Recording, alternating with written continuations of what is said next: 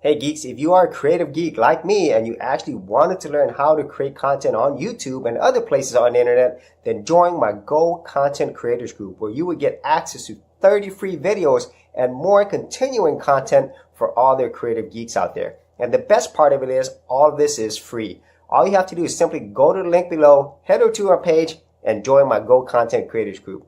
Thanks a lot, and I will see you on the other side. Hey, welcome to another episode of GeekOutdoors.com. So Google I/O 2018, it's actually been completed, at least the keynote. And so I actually wanted to talk about the things that I thought were the best parts, the boring parts, and the ones that were bad, okay? And so it's no secret that AI and data is where the future is at. And I've talked about this on so many episodes prior to this. And so with any new technology, conferences that you're going to see, any new tech, it's always going to revolve around those two things, okay? And so with that being said, that was the whole theme of Google I/O 2018. It was pretty much all artificial intelligence. So let's go ahead and start with the best things. Okay, so this is something that I was really impressed by and I didn't think I would be. And that is natural language through the use of AI.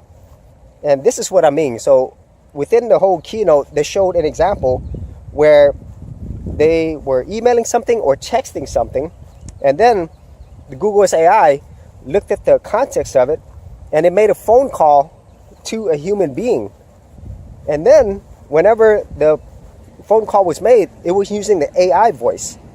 Okay, and the AI voice was so natural sounding. It actually sounded like a human being. And what was awesome about it is that whenever the other person on the line, and they were saying this was a real call, answered, the AI was able to understand contextually what the person was saying, and it answered accordingly. And it didn't sound artificial at all. Was that really a human, or was that an AI? I could not tell the difference. If somebody were to play that back to me, I would think it's a person, but it wasn't. It was AI. And to go along with that, you know, Google Assistant will introduce 6 new voices, natural voices, which also has celebrity voices as well, including John Legend. And so whenever they use this AI along with natural language technology and deep learning, that's the level of sophistication you're going to get. And that reminded me so much of sci-fi movies, specifically 2001: A Space Odyssey. And so it looks like we're getting close to that, and Google is at the forefront of it, because if you compare that to other current AI services like Siri, Cortana, Amazon Echo, this is miles or actually light years ahead of what's currently being offered right now. But obviously in real world practice, we'll see how well this AI performs. But that was the first thing that was really impressive to me, because you could actually have conversations through an AI. And so, yeah, pretty cool. So the second thing that I saw was contextual AI. And so if you were able to take a picture, for example, you took a black and white picture, the Google's AI would automatically colorize the picture itself, and it looked pretty good. In another case, the AI would actually combine with Google Maps.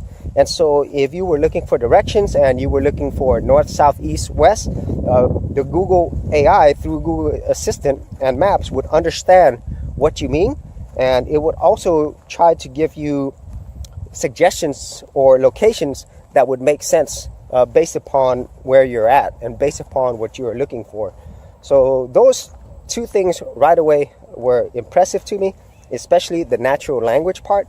But I could see how the AI integrating with other services, and it helps you in a lot of ways, because it really gets to providing solutions for you that you actually were looking for, okay?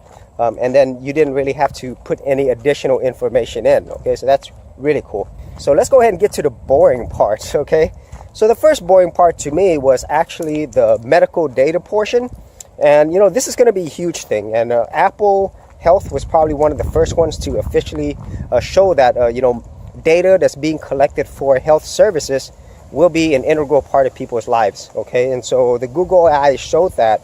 And so in the future, more and more of our health information will be integrated with all these services. Yeah, and so, you know, this health data can be used in many different ways, whether it is to monitor your health, schedule appointments, get your medication, and so forth.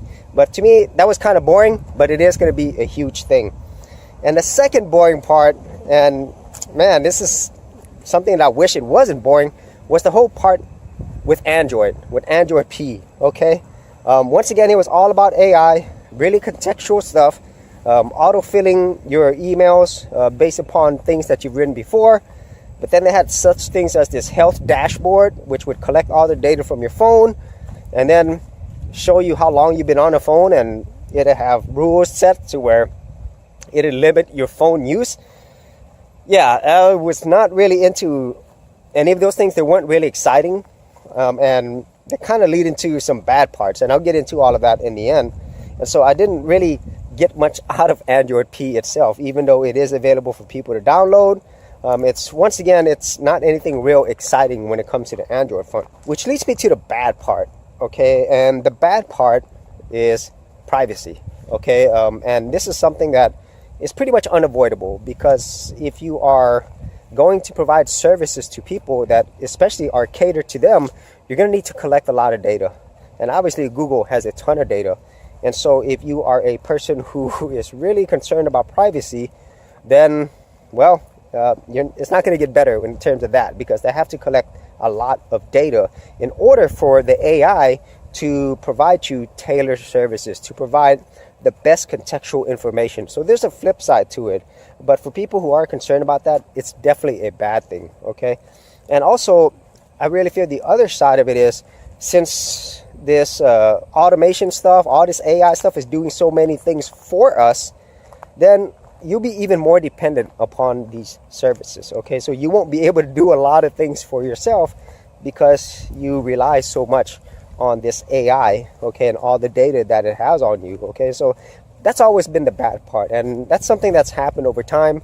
The more technology that we have, honestly, the more dependent we are, and I would say also the less knowledgeable that we are, because just think about when you need to search for something, right? You don't really need to go very far. You just look it up on your phone, and that provides the answers to you. Before, you actually have to put more work into it and actually find the answers, okay? Now, in this case, with all this advanced AI, it's going to do so many things for you, and in a lot of ways, it's going to control a lot of what it thinks is best for you. Then that's going to be a real tricky area, okay? And so those are it for actually my thoughts on Google I/O 2018. And so what are some of your thoughts? What are the things that you like, you didn't like, or some of the things that you thought could have been more exciting? Be sure to leave that in the comments area below. And as always, if you did get value out of these videos, be sure to subscribe. And if you wanted to support my channel further, you could do that at patreon.com/Geek Outdoors. Thanks for checking out this episode. And as always, if you like these videos, be sure to click on the subscribe button. And for full written content, audio content, and additional geek stuff, head over to geekoutdoors.com, and I'll see you outdoors on the very next episode.